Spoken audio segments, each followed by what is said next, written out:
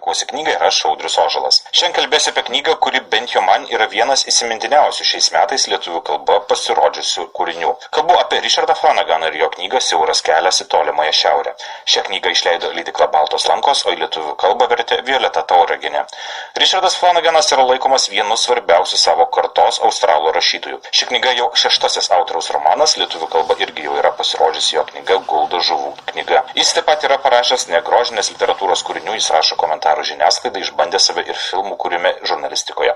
Na, bet labiausiai jis išgarsėjo būtent šiuo kūriniu, kuris jam pelnė 2014 prestižinę Man Booker premiją. Man Booker premijos komisija apie šį autorių ir jo romaną sakė: parašyta itin paveikiai ir elegantiškai. Ši kalties ir heroizmo istorija sujungia rytus ir vakarus, praeitį ir dabartį. Flanaganui buvo lemta gimti tam, kad sukurtų šį romaną, kuris jau spėjo atrasti savo vietą pasaulinės literatūros kanone. Šis romanas tai pasakojimas apie Antrąjį pasaulinį karą, apie karo kalinius, kurie 1943 metais pakliuvę į Japonų nelaisvę tiesė Siamo Birmos geležinkelį, dar vadinta mirties geležinkeliu.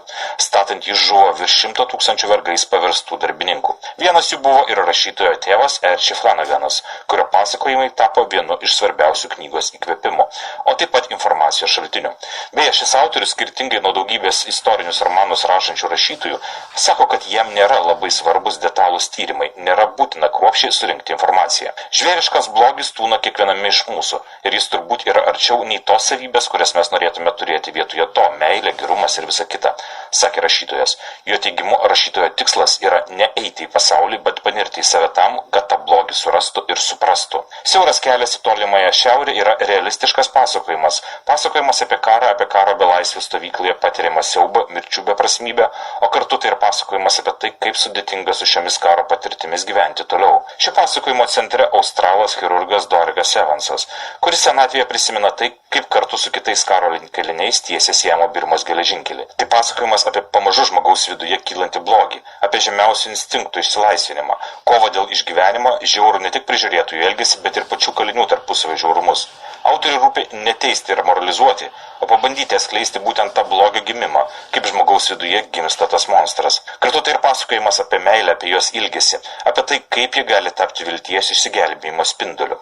Autorius knygoje pateikia plačią laiko perspektyvą. Keliaujama nuo prisiminimų prieš karą į karo košmarą ir jau laikotarpį po to. Tai emociškai labai paveikus stiprus koliažas. Taip, Richardo Flanagano knyga yra sukrinčianti, parodanti karo žiaurumus, tačiau iš tiesų joje yra labai daug lygmenų ir gelmių. O ir pats autorius sako, kad tai yra knyga apie meilę ir joje yra visgi paliekama vilties ir šviesos. Rašytoja sakė: Nyčė viltį vertino kaip didžiausią blogį, nes jį pratęsia žmogaus kančias. Ir visgi, mes negalime gyventi be vilties. Ir be vilties joks romanas nėra tikras sielos prigimties atspindys. Jis greitai tampa melu, nuobodžiu ir blogu skaitiniu. Pats autorius skaitytojams siūlo rasti knygoje įvairių aspektų. Jis teigia: taip, kai kas randa knygoje tik karo siaubą, tačiau kiti žmonės randa humorą, meilę, neviltį ir neapykantą. Čia daug emocijų. Ir aš negaliu nepritarti autoriui. Ši knyga, Richardo Flanagano romanas Siauras kelias į tolimąją šiaurę, yra subtili, turtinga emocijomis ir patirtimis knyga. Tiek šį kartą laidoje renkuosi knygą, su jumis kaip visuomet buvau aš, Audrius Ožalas. Geros jums dienos ir gerų skaitinių.